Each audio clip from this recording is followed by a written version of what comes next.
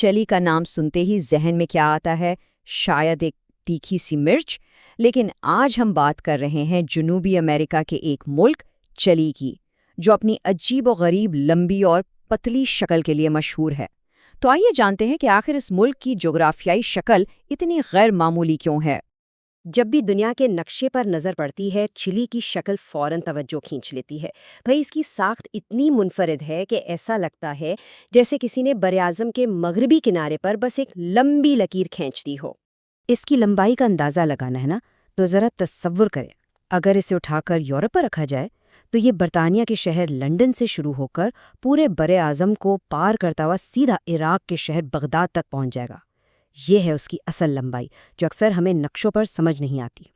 اور اس بے پناہ لمبائی کے ساتھ ایک اور حیران کن بات یہ ہے کہ چلی کچھ جگہوں پر صرف 60 میل چوڑا ہے، یعنی انتہائی لمبا اور انتہائی پتلا۔ تو سوال یہ پیدا ہوتا ہے کہ آخر کوئی ملک ایسی شکل کیسے اختیار کر سکتا ہے؟ اس کا جواب 2 چیزوں میں چھپا ہے۔ ایک تو اس کا جغرافیہ، یعنی قدرتی رکاوٹیں، اور دوسرا انسانی ارادے اور عزائم۔ تو کہانی کا پہلا حصہ تو خود قدرت نے لکھا ہے۔ چلی کی شکل کو سمجھنے کے لیے ہمیں ان 2 قدرتی دیواروں کو سمجھنا ہوگا، جنہوں نے اس کی سرحدیں طے کر دیں۔ دیکھیں، چلی کے مغرب میں ہے بحر الکاہل، ایک بہت بڑا لامتناہی سمندر، اور مشرق میں دنیا کا سب سے لمبا پہاڑی سلسلہ اینڈیز کے پہاڑ۔ تو چلی ان 2 بڑی طاقتوں کے بیچ میں ایک پٹی کی طرح بالکل پھنس گیا ہے۔ تو ذرا سوچیں، چلی کی تاریخ کے شروع میں جب بھی پھیلنے کی کوششیں ہوئیں تو ان کے سامنے اینڈیز کے پہاڑ ایک ایسی دیوار بن کر کھڑے ہو گئے جسے پار کرنا ممکن ہی نہیں تھا۔ مطلب مشرق کا راستہ تو بالکل بند تھا۔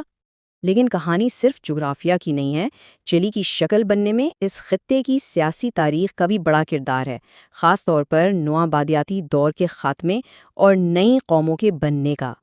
جب اسپین کی سلطنت کمزور پڑی اور جنوبی امریکہ میں آزادی کی تحریکیں چلیں تو نئے ملک بننے لگے، اور ان کی سرحدیں اکثر انہی پرانی انتظامی لائنوں پر بنی جو اسپین نے کھینچی تھیں۔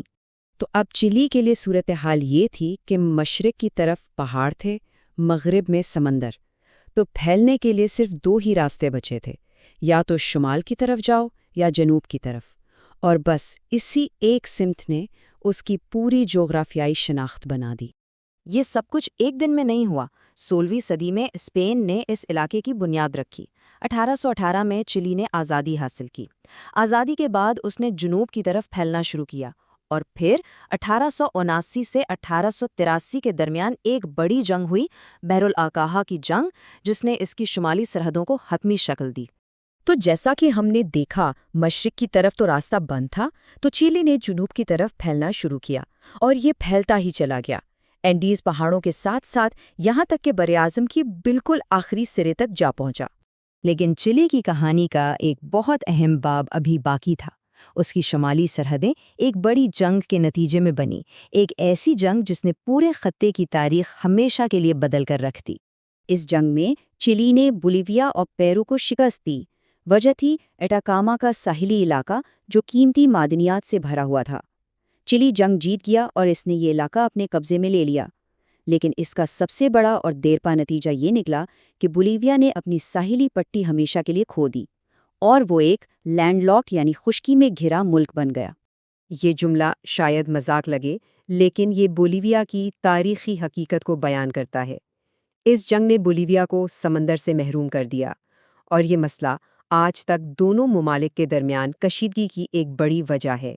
تو خلاصہ یہ ہے کہ چلی کی یہ جو انوکھی شکل ہے، یہ کوئی حادثہ نہیں، بلکہ یہ قدرتی رکاوٹوں، تاریخی عزائم اور فوجی لڑائیوں کا ایک ملا جلا نتیجہ ہے۔ تو اگر چلی بنانے کی ترکیب پوچھی جائے تو وہ کچھ یوں ہوگی۔ سب سے پہلے دنیا کا سب سے لمبا پہاڑی سلسلہ لیں، پھر اس میں دنیا کا سب سے بڑا سمندر ملائیں۔ اب ایک نئی قوم کو ان دونوں کے بیچ میں اچھی طرح نچوڑ لیں، اور آخر میں اسے شمال اور جنوب میں پھیلنے دیں۔ لیجئے، چلی تیار ہے۔ آخر میں یہ بات ہمیں یاد دلاتی ہے کہ دنیا کے نقشے پر جو لکیریں ہوتی ہیں وہ صرف لکیریں نہیں ہوتی۔ ہر سرحد کے پیچھے ایک گہری کہانی چھپی ہوتی ہے، ایک ایسی کہانی جو فطرت اور انسانی تاریخ کے ملاپ سے لکھی جاتی ہے۔ یہ سوال اب ہمیں سوچنے پر مجبور کرتا ہے کہ دنیا میں اور کتنے ممالک ہیں جن کی کہانیاں چلی کی طرح دلچسپ ہیں، جن کی سرحدیں جغرافیہ اور تاریخی تنازعات نے بنائی ہیں۔ کبھی اس پر غور کیجیے گا۔